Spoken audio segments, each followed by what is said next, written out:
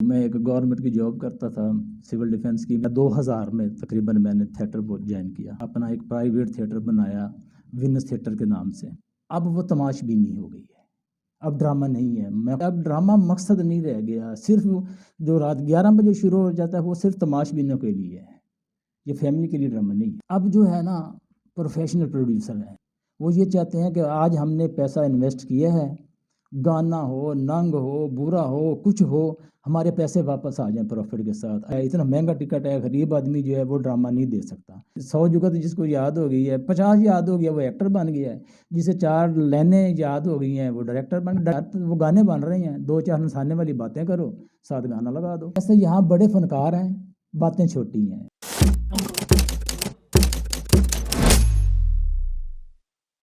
السلام علیکم ناظرین، میں ہوں خضر عباس اور آپ دیکھ رہے ہیں انر پاکستان. میرے ساتھ اس وقت تھیٹر انڈسٹری کے نامور ڈائریکٹر رائٹر جو کہ پہلی دفعہ ہم لوگ لے کر آ رہے ہیں انر پاکستان پہ. آپ کسی ڈائریکٹر یا رائٹر کا انٹرویو سنیں گے. اظہر ملک صاحب موجود ہیں. آج ان سے بات کرتے ہیں کہ جب انہوں نے سٹارٹ کیا تھا اس وقت تھیٹر کیا تھا، اب کیا ہے، اور اس کو کس طرح بہتر کیا جا سکتا ہے، اس میں کس کس چیز کو تبدیل کر کے بہتری لائی جا سکتی ہے. السلام علیکم. جی وعلیکم السلام خضر بھائی، کیسے ہیں آپ؟ الحمدللہ. اظہر بھائی آپ سنائیں. سب سے پہلے تو میں یہ سمجھتا ہوں کہ یہ میری خوش قسمتی ہے کہ آپ میرا انٹرویو کر رہے ہیں، اور میرے خیال میں کافی دیر کے بعد آپ میرا انٹرویو کر رہے ہیں، اور میں آپ کا شکریہ ادا کرتا ہوں کہ آپ نے مجھے اس قابل سمجھا اور آپ میرا انٹرویو کر رہے ہیں. یہ بہت بہت شکریہ آپ کا. یہ آپ کی محبت ہے کہ آپ نے ہمیں ٹائم دیا، اور یہ واقعی میرے لیے بھی یہ آنر کی بات ہوگی کہ پہلی دفعہ آپ جیسے سینئر جو آرٹسٹ ہیں، جیسے آپ سے گفتگو ہو رہی تھی کہ اتنی ہماری عمر ہے جتنا آپ کا تجربہ ہے تو بڑا اچھا لگ رہا ہے مجھے. اچھا اظہر بھائی، سٹارٹنگ کس طرح کی آپ نے اس فیلڈ کی اسٹارٹنگ ایسے ہوئی کہ 78 میں پڑھتا تھا 8th کلاس میں، سن 78 میں. تو میرے ایک کزن تھے، وہ فلم لائن میں تھے، مطلب غلام عباس. وہ رضا میر صاحب کے جو تھے نا، وہ اسسٹنٹ تھے ڈائریکشن میں. تو میں گاؤں سے ہم آئے ہوئے تھے ہم لوگ، تو یہ شوق ہوتا تھا کہ بھئی فنکار دیکھیں، ایکٹر دیکھیں، واقعی یہ کوئی یعنی کہ اتنی طاقت کے مالک ہوتے ہیں، ان کی فائٹ دیکھنا، فلموں میں لڑکیوں کے ساتھ انہیں گانے گاتے دیکھنا، تو وہ بڑا عجیب سا محسوس ہوتا تھا. کیونکہ ہم بڑے ایک شریف جی فیملی سے، گاؤں سے اٹھ کے آئے ہوئے لوگ تھے. وہاں یہ برا لگتا تھا، عورت کو دیکھنا بھی، عورت کے ساتھ بات کرنا بھی بڑے عجیب تھا. یہاں دیکھتے ہم کہ ناچ رہی ہیں لڑکیاں، فائٹ ہو رہی ہے، تو وہ ہمارے لیے ایک بڑا عجیب سا سسٹم تھا. وہ دور نہیں تھا، ریڈیو کا دور تھا، صرف سنا کرتے تھے کہ یہ ریڈیو ہے، اس میں آواز کہاں سے آتی ہے. 8 سال کا بندہ، 12 سال 13 سال کی اس وقت عمر تھی. تو لاہور آ گئے. لاہور آ کے جب پہلی فلم دیکھی تو ایک تجسس ہوا کہ یار یہ کیا چیز ہے، ایک شوق پیدا ہو گیا. تو ہم اس وقت رہتے تھے ساندہ کلام میں، بڑے ساندہ میں، اس کے ساتھ ہی AM اسٹوڈیو تھا. تو وہ میرے بھائی جو تھے کزن، وہ رضا میر صاحب کے ڈائریکٹر تھے. تو اس وقت فلم بن رہی تھی سونی مائی بات. تو میں نے کہا یار بھائی مجھے بھی یہ دکھاؤ یہ کیا سسٹم ہے. وہ مجھے رات کو ساتھ شوٹنگ پہ لے گئے. سیٹ پہ تھی ممتاز، یوسف خان صاحب، یعنی کہ اس وقت ان کا عروج تھا. تو میں نے جب جا کے دیکھا تو وہ فلم بن رہی تھی، تو مجھے شوق پیدا ہوا. میں نے کہا بھائی میں نے یہی کام کرنا ہے. تو میں نے کہنے لگے کہ بھائی ابھی تو آپ اسٹوڈنٹ ہو، پڑھو، پھر جو ہے نا آپ اس کام میں آؤ. تو خوش قسمتی سمجھ لیں یا بد قسمتی میری سمجھ لیں، اسی گلی میں رائٹر رہتے تھے پرویز کلیم صاحب. تو وہ اپنی بیٹھک میں بیٹھ کے لکھتے تھے رات کو. تو وہ ہمارے دوست تھے، بھائی جان کے بھی بڑے دوست تھے. تو میں نے کہا بھائی یہ آپ کے دوست ہیں، تو میں ان سے سارا اسلام دعا گپ شپ لگاؤں. تو ان کا لگاؤ. تو اس وقت وہ فلم لکھ رہے تھے، غالباً پردیسی تھی یا زخم تھی. تو میں ان کے پاس جا کے بیٹھ جاتا. میں نے کہا تھا جی، وہ مجھے کہتے کہ بیٹا ایسا کرو کہ یہ لکھو میرے ساتھ. وہ مجھے لکھواتے، میری وہ ہینڈ رائٹنگ، تاکہ ہم سکول کچی سے اٹھ کے تختی ہوئے لکھ کے آئے ہوئے تھے. تو رائٹنگ میری جو ہینڈ رائٹنگ تھی وہ بڑی خوبصورت تھی. وہ میں لکھتا، ان کے ساتھ بیٹھتے بیٹھتے یعنی کہ شوق مزید بڑھتا گیا. تھیٹر کی طرف کس طرح آگے؟ اور جب آپ شروع میں آئے تو رائٹر اور ڈائریکٹر بننے کے لیے آئے تھے یا آپ کو ہیرو بننے کا بھی شوق تھا؟ نہیں، مجھے تو بس یہ فلمیں دیکھنا کا پہلے شوق تھا. پھر میں نے جب بھائی سے ادھر چلا گیا تو وہ ایکٹنگ کا شوق شروع ہو گیا. ایکٹنگ کے بعد جب میں گھر آیا تو پرویز کلیم صاحب لکھتے تھے, میں ان کے پاس سے بیٹھ گیا, لکھنے کا شوق شروع ہو گیا. یہ سارے شوق جو اکٹھے ہو گئے, شروع ہو گئے. اس کے بعد وہ دور آ گیا کہ ضیاء الحق صاحب کا دور آ گیا, اس میں یہ پھر انڈسٹری بند ہو گئی. پھر دوبارہ انڈسٹری شروع ہو گئی, اس میں پھر میں نے ایز اسسٹنٹ کام کرنا شروع کرتا. میں تھیٹر تک آتا ہوں, تھوڑا سا میں اپنا بیک گراؤنڈ لے آؤں, ٹھیک ہے نا. یہ ایک لمبی کہانی ہے, یہ بھی انشاءاللہ تعالیٰ کسی اور انٹرویو میں فلم لین کی پھر جو ہے وہ سناتا ہوں, کیونکہ تھیٹر سے کرنا ہے تو میں صرف اپنا شوق تھیٹر تک لے آؤں.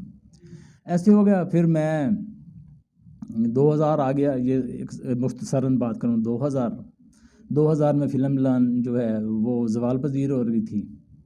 تو میں ایک گورنمنٹ کی جاب کرتا تھا, سول ڈیفنس کی. میری ٹرانسفر ہو گئی سرگودا میں. جب گیا تو وہاں پہ تھیٹر وغیرہ نہیں تھا, کیونکہ میرا آبائی شہر تھا. تو یہاں پہ تھوڑا بہت تھیٹر اس وقت چل رہا تھا, تو میں نے وہاں جا کے اپنا ایک پرائیویٹ تھیٹر بنایا وینس تھیٹر کے نام سے. سرگودا میں خیام چوک میں بڑی مشہور جگہ ہے وہ بوڑا, یعنی کہ تھیٹر کی دنیا وہ جانتی ہے, مجھے بھی اس حوالے سے تھیٹر کے حوالے سے ہی جانتے ہیں. وہاں میں نے کام شروع کر دیا, بہت اعلیٰ کام شروع کیا, خود ہی لکھا, خود ہی ڈائریکٹ کیا. ایک فیملی پلے, یعنی کہ دنیا جو ہمیں وہ فیملی پلے کے نام سے ہی جانتی تھی کہ یہ فیملی رائٹر ڈائریکٹر ہیں جو یہ اظہر ملک ہی ہے. اللہ تعالیٰ نے بہت عزت دی, نام دیا, خود لکھا, خود ڈائریکٹ کیا. اور یعنی کہ لوگوں کو اتنا ہے کہ مجبور کر دیا ڈرامے کے لیے کہ وہ ڈرامہ دیکھنے کے لیے آئے.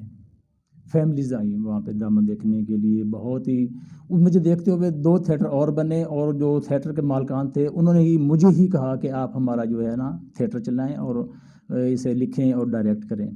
وہاں پر پھر میں نے 3 ڈرامے ایٹ اے ٹائم یعنی کہ وہ ڈائریکٹ کرنا شروع کر دیے.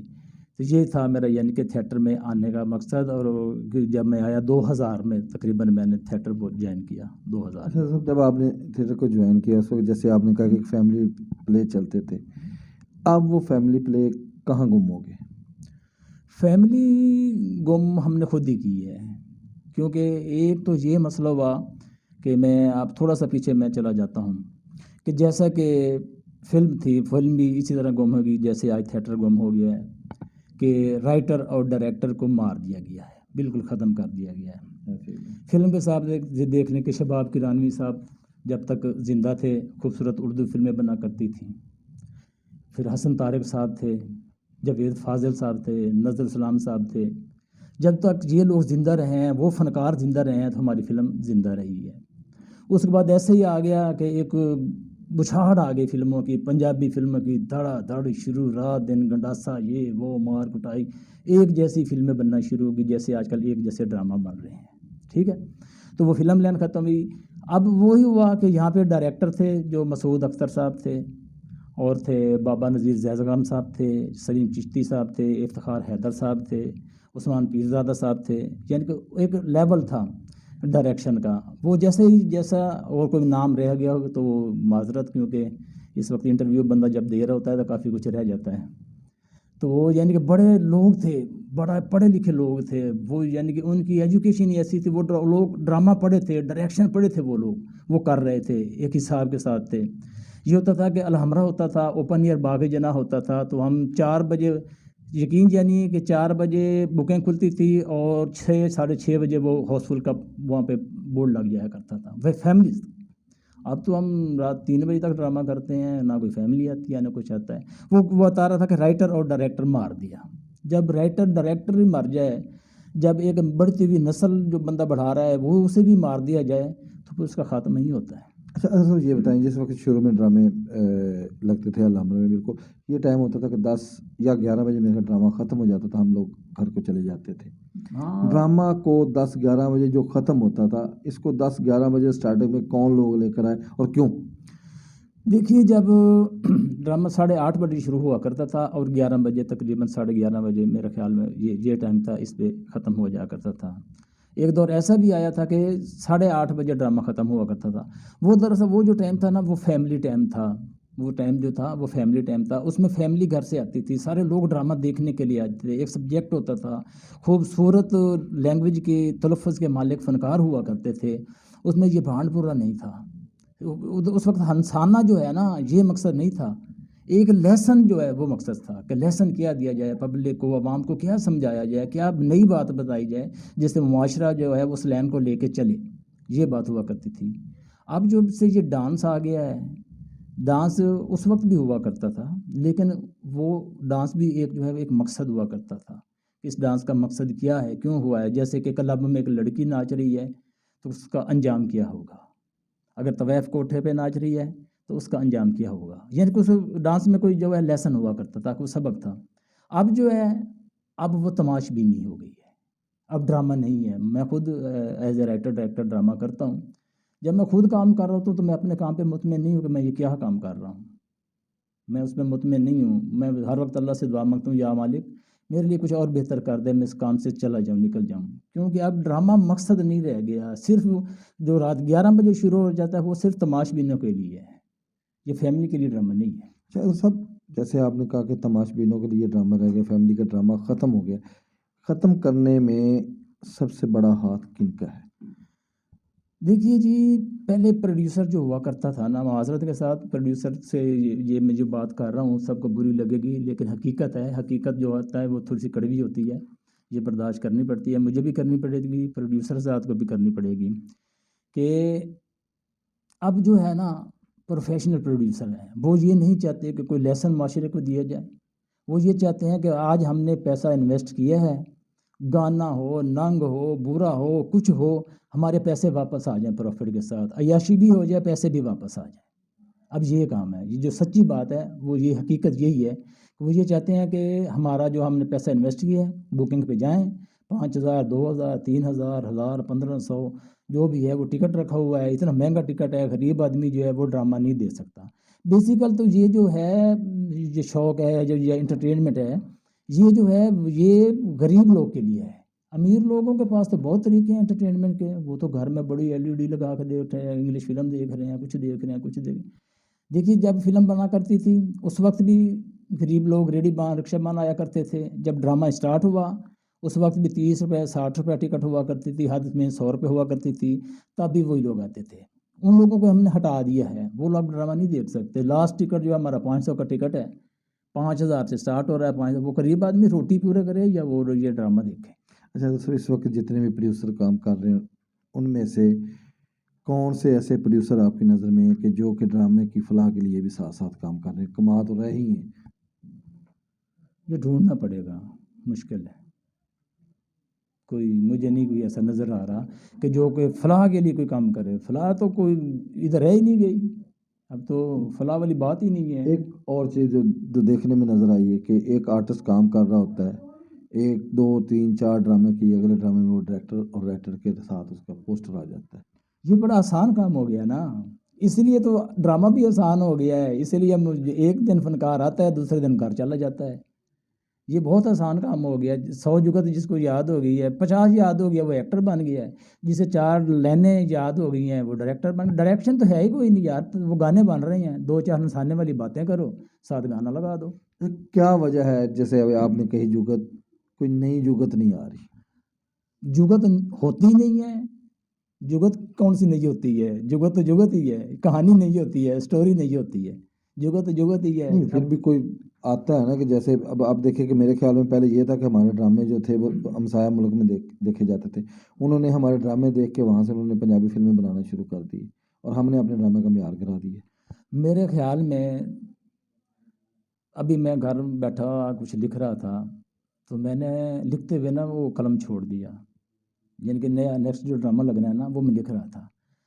میں نے بڑا اس میں جملہ لکھا تو میں نے سوچا یار نہ سہیل صاحب ہونے ہیں تو نہ یہ بولا جانا ہے تو نہ کچھ ہونا ہے. یہ حقیقت بات کر رہا ہوں. میں جس وقت میں لکھ رہا تھا تو میں نے رکھ دیا. حالانکہ میں خود بھی ڈائریکٹر ہوں. سہیل صاحب جو ہیں وہ ہمارے یعنی کہ سٹرگل کے دوست ہیں، ہم نے اکٹھی ہی سٹرگل کی ہے. وہ میرے سے جونیئر ہوں گے، وہ سن 78 میں نہیں ہے، ٹھیک ہے. تو ان کی سٹرگل میرے سامنے ہے. میں ایز اے ڈائریکٹر کام کر رہا تھا جب وہ ایز اے ایکٹر کام کر رہے تھے. تو میں یہ کہہ رہا ہوں کہ میں ہی کہا کہ یار نہ سہیل احمد ہونا ہے تو نہ یہ ہونا ہے. سہیل احمد کی ضرورت ہے ہمیں اس وقت اگر تھیٹر بچانا ہے تو. جیسے آپ نے کہا کہ سہیل احمد صاحب آپ سے جونیئر ہیں، ٹھیک ہے.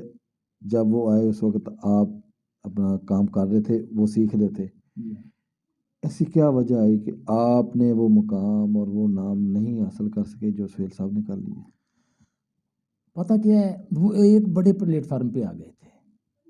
انہوں نے لاہور میں کام کیا، ہم نے زیادہ آؤٹ ڈور میں کام کیا ہے۔ یقین جانیے کہ آپ نے میاں بٹھی والی بات ہے، آؤٹ ڈور میں آپ چلے جائیں تو لوگ مجھے کہیں گے سر آپ تو آؤٹ ڈور میں اتنے اچھے ڈرامے کیا کرتے تھے، ابھی لوگ دیکھنے کے لیے آتے ہیں نا آؤٹ ڈور سے، یہاں پہ لاہور میں ڈرامہ دیکھنے کے لیے آتے ہیں، باقاعدہ وہ ملتے ہیں پوچھتے ہیں کہ یار وہ مزہ نہیں آیا جو آپ ساہیوال میں، اکاڑا میں، سرگودا میں کیا کرتے تھے نا ڈرامے، ادھر اس کا مزہ نہیں آیا۔ ایسے یہاں بڑے فنکار ہیں، باتیں چھوٹی ہیں، بڑے فنکار ہیں، سٹوری چھوٹی ہے۔ ہم جب گاؤں میں کرتے تھے، چھوٹے شہروں میں کرتے تھے تو شہر چھوٹے ہوتے تھے، فنکار چھوٹے ہوتے تھے، ڈرامہ بڑا ہوا کرتا تھا۔ تو لاہور میں کیا وجہ ہے کہ کیوں نہیں وہ اپنا آپ کی جو جس طرح کا ڈرامہ آپ دینا چاہتے ہیں وہ کیوں نہیں دے پا رہے؟ وہ اس لیے دے پا رہے ہیں کہ میں یہ ایک بات کی بات بتا رہا ہوں، آپ صحافی ہیں، آپ بہت کچھ کر سکتے ہیں، اس میری بات کو آپ پھیلائیں کہ میں یہ چاہ رہا ہوں کہ یہ جو ہے آج کل ٹی وی پہ فنکار کام کر رہے ہیں، شوز میں، ٹاک شو میں کر رہے ہیں، ٹی وی میں کام کر رہے ہیں، یہ ٹی وی کا فنکار علیحدہ ہونا چاہیے، تھیٹر کا علیحدہ ہونا چاہیے، جو تھیٹر کو باقاعدہ ٹائم دے سکے۔ یہ جو فنکار آتے ہیں آ کے ایک انٹری کرتے ہیں، جی ہم نے ریکارڈنگ پہ جانا ہے، وہ سیکھی ہوئی وہی باتیں جا کے ادھر بول رہے ہیں، وہی چار باتیں آ کے ادھر کر دیتے ہیں، اس سے تھیٹر خراب ہو رہا ہے۔ یہ ان کو علیحدہ کام دینا چاہیے، ان کا تھیٹر ہی علیحدہ ہونا چاہیے۔ اگر ان کو نکال دیا جائے تو پیچھے بچتا کون ہے؟ نہیں تو وہ بھی تو فنکار ہیں نا بھئی، تھوڑا سا پروڈیوسر ساتھ دے ہمارا، ٹھیک ہے، نئی کاسٹ لے کے آتے ہیں، کیسے کام نہیں ہوتا، جو فلی ٹائم جو تھیٹر کا فنکار ہی علیحدہ ہو جائے، فلم سے، ٹی وی سے۔ یقین جانے جس نے تھیٹر کا، جیسے پہلے ہوا کرتا تھا، تھیٹر کا جو فنکار تھا اسے جب ٹی وی پہ یا ادھر ریڈیو پہ کر لیتا تھا، جب اسے فلم میں لے کے جاتے تھے تو یہ پھرتے رہتے تھے، ان کو کام کوئی نہیں دیتا تھا۔ انٹرویو لمبا ہو گیا ہے، ایک میسج جو کہ نیکسٹ ٹائم آپ کے ساتھ کریں گے، ایک لمبی نشست رکھیں گے، کیا میسج دیں گے آپ ڈرامے کے حوالے سے کہ ڈرامے کو کس طرح ہم بچا سکتے ہیں، کون کون سے عوامل ہیں جو آپ کا ساتھ دیں اور کن کن لوگوں کو اس میں آگے بڑھنا چاہیے؟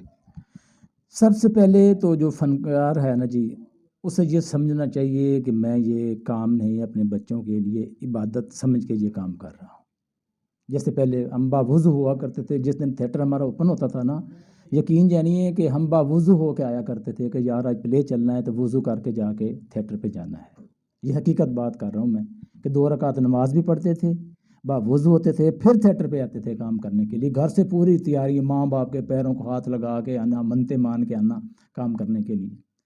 ایک تو وہ پاکیزگی ختم ہو گئی ہے اس تھیٹر میں، پاکیزہ ہی ہونا چاہیے، کیونکہ یہ ایک بہت بڑا کام ہے، ہم نے اسے بالکل ختم کر دیا ہے، ضائع کر دیا ہے، دروازہ کھول کے بیٹھے ہوئے ہیں، ٹکٹ لے رہے ہیں، تو یہ تو وہ تھیٹر عالم لوہار کا بھی نہیں ہے، لیکن وہ ہم نے دیکھے ہیں، وہ اتنی پاکیزگی تھی، اس میں دعائیں ہوا کرتی تھیں، اس میں نعتیں ہوا کرتی تھیں، یقین جانے اس میں کتنی دیر تو تلاوت چلتی رہتی تھی۔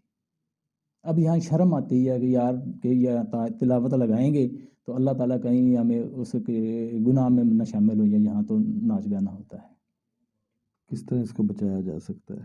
اچھا، اور بچانے کون لوگ ہیں جو آپ کا ساتھ دیں اس کو بچانے میں؟ یار میں تو یہ کہتا ہوں کہ اللہ تعالیٰ اگر ہمت دے نا تو رائٹر ڈائریکٹر خود ہی پروڈیوسر ہو، پروڈیوسر نہیں بچا سکتا اس کام کو، تماش بین آ گیا ہے، کوئی حلالی پروڈیوسر آئے وہ بچا سکتا ہے اس کام کو، جسے شوق ہو، سیٹ نیا لگے، رائٹر نیا لے کے آئے، ڈائریکٹر نیا لے کے آئے، وہ تماش بین نہ ہو، اس کے ذہن میں صرف یہ ہو کہ میں نے اس کام کو بچانا ہے، اس کام کو فنکاروں کے لیے کرنی ہے، اپنی ثقافت کے لیے کرنا ہے۔ یہ گورنمنٹ بچا سکتی ہے اگر گورنمنٹ ہمارا ساتھ دے، جیسے ٹیکس ختم کر دیا ہے، انہوں نے ٹیکس اس لیے ختم کیا ہے کہ کام صحیح ہو، تاکہ جو ٹیکس والے پیسے بچے کام پہ لگایا جائے۔ ریٹ تو وہی ٹکٹ کا، ٹکٹ کا ریٹ تو وہی ہے جو وہی پھر پروڈیوسر ہی کھا رہا ہے نا، فنکار بیچارہ تو بھوکا مر رہا ہے۔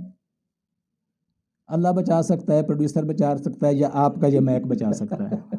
اظہر ملک صاحب کی بڑی گہری باتیں تھی جو بڑے گہرے لوگوں کو سمجھ آئیں گی، ایک نشست ان کے ساتھ اور رکھیں گے، ان کی انہی پیغامات کے ساتھ اور اچھی اچھی باتوں کے ساتھ مجھے اور اظہر ملک صاحب کو اجازت دیں۔ اللہ حافظ۔